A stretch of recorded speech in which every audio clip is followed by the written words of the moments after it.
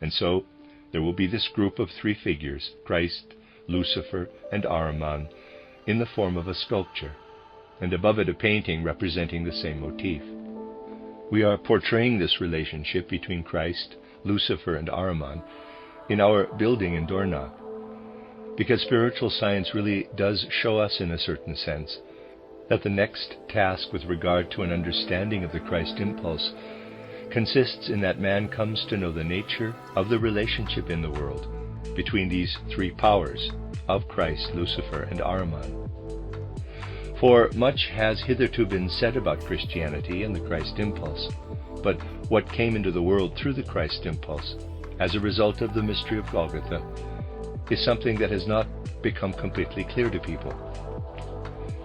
They speak of the existence of Lucifer and also Ahriman, but in speaking of them, they often speak as though one must flee from them, as though it would be appropriate to say, I want to have nothing to do with Lucifer and Ahriman.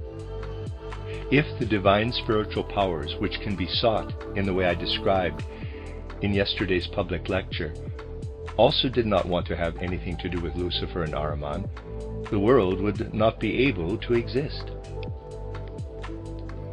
One stands in the right relationship to them not by saying, Lucifer, I shall flee from him, Ahriman, I shall flee from him, but by regarding what man has to strive toward as a result of the Christ impulse as the state of equilibrium of a pendulum.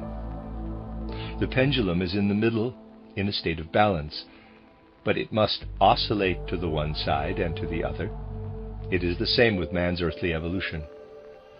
Man has to oscillate to the one side in accordance with the Luciferic principle, and to the other in accordance with the Ahrimanic principle.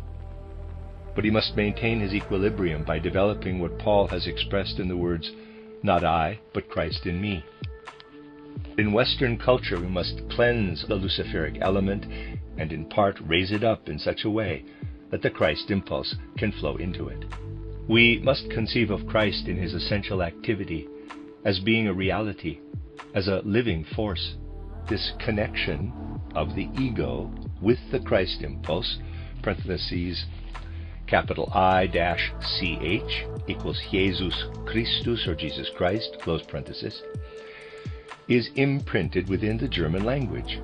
Ich is conjoined so that it becomes ich, or I. And as one speaks the word in Central Europe, one is pronouncing the name of Christ. This is how closely one feels the ego, or I, to be inwardly connected with Christ.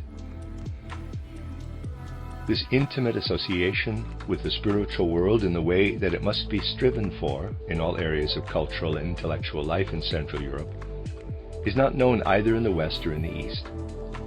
Therefore, something needs to happen in the 20th century in order that the Christ principle can correspondingly gradually spread throughout the whole continent of Europe. I have frequently stated in various lecture cycles that spiritual being, whom we call Michael, became, so to speak, the leading spirit. This leading spirit is now preparing the event, which in the first of my mystery plays is referred to as the appearance of the etheric Christ on earth, an event that must occur in the 20th century.